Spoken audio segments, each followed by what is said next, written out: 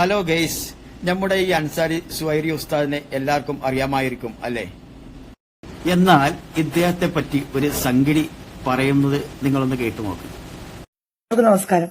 ഉസ്താദിന്റെ വില കളയാൻ മാത്രമായിട്ട് ഒരു ഉസ്താദ് നമ്മുടെ സോഷ്യൽ മീഡിയയിലുണ്ട്. അവരെ കൊണ്ട് മാത്രമാണ് ഞാൻ ഈ ഒരു കാര്യം പറയുന്നത് തന്നെ. ഇന്നലെ പറഞ്ഞതും അതേ ഒരു കാര്യമാണ്. ഉസ്താദ്മാർ ചെയ്യേണ്ട കാര്യമാണോ അയാൾ ചെയ്യുന്നത്? പരിഹസിക്കുക, മറ്റുള്ള ആൾക്കാരെ പരിഹസിക്കുക, അത് നല്ല കാര്യമല്ലല്ലോ. ഏത് ഉസ്താദാന്ന് അങ്ങനെ പരിഹസിക്കുന്നത്? ഒന്ന് പറഞ്ഞാട്ടെ. നമുക്ക് ഇവിടെയൊക്കെ ഇഷ്ടംമാതിരി ഉസ്താദുമാരുണ്ട്, എല്ലാവരും നല്ല ആൾക്കാരാണ്. ആരും അങ്ങനെ പരിഹസിക്കുന്ന ആൾക്കാരൊന്നുമല്ല. പക്ഷെ ഈ ഉസ്താദിന് മാത്രം രാഷ്ട്രീയം കാണുമ്പോൾ, സംഘപരിവാറെ കാണുമ്പോൾ ഇങ്ങനെ വൃത്തികേട് പറയുക, അത് നല്ലതല്ല ഉസ്താദെ. അതൊരു ഉസ്താദിന് ചേർന്ന പണിയുമല്ല. എന്താ, ശരിയല്ലേ പറഞ്ഞത്? നിങ്ങൾക്ക് യോജിക്കുന്നുണ്ടെങ്കിൽ നിങ്ങൾ ഇതിന് മറുപടി പറയുക. കാരണം എല്ലാ മുസ്ലിം സമുദായത്തിലെ ആൾക്കാരെയും ഞാൻ ഒന്നടങ്കം ആക്ഷേപിക്കുന്നില്ല. എന്റെ ഫ്രണ്ട് ലിസ്റ്റിൽ ഒരുപാട് ആൾക്കാരുണ്ട്. പക്ഷെ ഇമാതിരി വാണങ്ങളെ ശരിക്കും പറഞ്ഞു തന്നെ പ്രതികരിക്കും. കാരണം വേറൊന്നും കൊണ്ടല്ല, ഇന്നലെ ഒരൊറ്റ കൊണ്ട് ആ ഉസ്താദിന്റെ വിലയടക്കം ഇല്ലാതായി. ഉസ്താദിന് ഓർമ്മയുണ്ടോന്ന് അറിയില്ല. ഉസ്താദിന്റെ മോനൊരിക്കൽ വീണിട്ട് പിന്നെ എല്ലാവരോടും പ്രെയർ ചെയ്യണമെന്ന് പറഞ്ഞിട്ട് ഞാനടക്കം നല്ല രീതിയിൽ കമന്റ് ഇട്ട ഒരു വ്യക്തിയാണ്. എന്നിട്ട് ആ ഉസ്താദാണ് വളരെ മോശമായിട്ട് 1-2 ദിവസങ്ങളായിട്ട് പാട്ടും കളിയും ഇങ്ങനത്തെ കാര്യങ്ങളൊക്കെ പറയുന്നത്. നല്ല കാര്യമൊന്നല്ല ഇത്. ഓക്കെ, ഈ ഒരു കാര്യം പറഞ്ഞിട്ടാണ് ഇപ്പൊ ലൈവില് വന്നത്.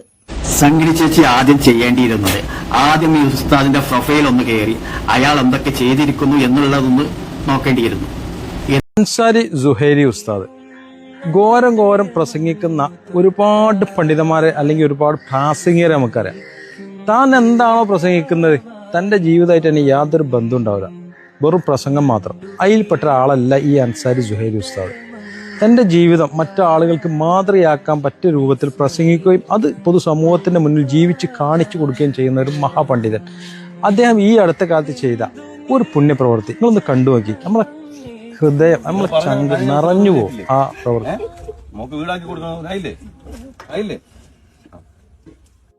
വിണ്ടുകീറുന്ന ഹൃദയമങ്ങു തൊട്ടാൽ വിസ്മയിക്കും പൂങ്കാവായി മാറും. വിണ്ടുകീറുന്ന ഹൃദയമങ്ങു തൊട്ടാൽ വിസ്മയിക്കും പൂങ്കാവായി മാറും. വെന്തു നീറും ജന്മമങ്ങേക്കു വിട്ടാൽ എന്തു ദുഃഖം സദാ സ്വർഗമാകും. വെന്തു നീറും ജന്മമങ്ങേക്കു വിട്ടാൽ എന്തു ദുഃഖം സദാ സ്വർഗമാകും. സ്വർഗരാജൻ ഒരാളിൽ വസിച്ചാൽ നരകമവനെ വിഴുങ്ങാതെയാകും. സ്വർഗരാജൻ വിണ്ടുകീറുന്ന ഹൃദയമങ്ങു തൊട്ടാൽ വിസ്മയിക്കും പൂങ്കാവായി. എന്താ ദുഃഖം പറഞ്ഞോ? ദുഃഖം പരിഹരിക്കൽ നമ്മുടെ പണി. നമ്മളെ ഭൂമി ഇങ്ങോട്ട് വിട്ടതേ ആ ദുഃഖം പരിഹരിക്കാൻ വേണ്ടി ആളുടെ. അല്ലെങ്കിൽ എന്താ പിന്നെന്താ ജീവിതം? നമ്മുടെ ജീവിതം ഇല്ലാതെ കുടിക്കുക മാത്രമല്ല നമ്മുടെ ജീവിതം. ഉള്ളവരില്ലാത്തതിന് കൊടുക്കണം. നല്ല വാക്കുകൊണ്ടെങ്കിലും മറ്റുള്ളവർക്ക് ഗുണമാണ്ടേ ജീവിതം, അതല്ലമ്മേ? അല്ലേ? അല്ലെങ്കിൽ ഈ ഭൂമിയിൽ ഇപ്പം നമ്മുടെ നാട്ടിൽ പോത്തും കാളയൊക്കെ ചത്തു പോണ പോലെ നമ്മളാരെങ്കിലും കൊടുക്കുക ഇല്ല. എന്താ കരയുന്നെന്താ? നിങ്ങൾ പറഞ്ഞ കാര്യം ഞാൻ ഉത്തരവാദിത്തോട് ചെയ്തില്ലേ? നമുക്ക് വീടാക്കി കൊടുക്കണം. ആയില്ലേ? എന്തു ദുഃഖം സദാ സ്വർഗമാകും. സ്വർഗരാജൻ ഒരാളിൽ വസിച്ചാൽ നരകമവനെ വിഴുങ്ങാതെയാകും. സ്വർഗരാജൻ വിണ്ടുകീറുന്ന ഹൃദയമങ്ങു തൊട്ടാൽ വിസ്മയിക്കും പൂങ്കാവായി മാറും. വിണ്ടുകീറുന്ന ഹൃദയമങ്ങു തൊട്ടാൽ വിസ്മയിക്കും പൂങ്കാവായി മാറും. വെന്തു നീറും ജന്മമങ്ങേക്കു വിട്ട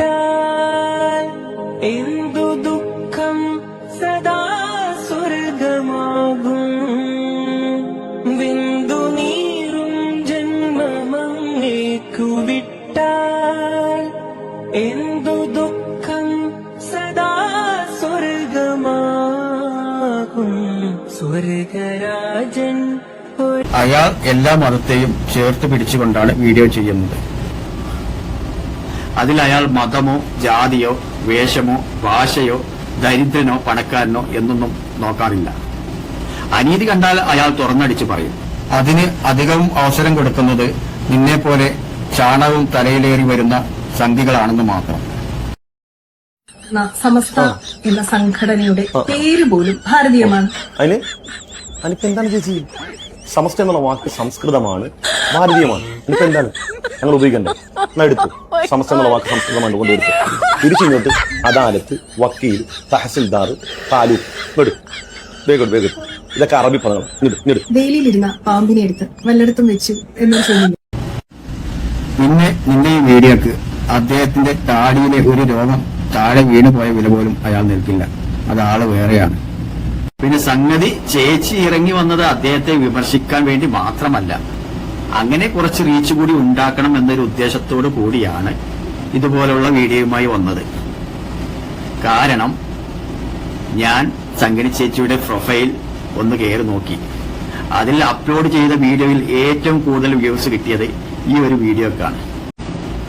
അങ്ങനെ കുറച്ച് റീച്ച് കൂടി ഉണ്ടാക്കണം എന്നൊരു ഉദ്ദേശത്തോടു കൂടിയാണ് ഇതുപോലുള്ള വീഡിയോയുമായി വന്നത്.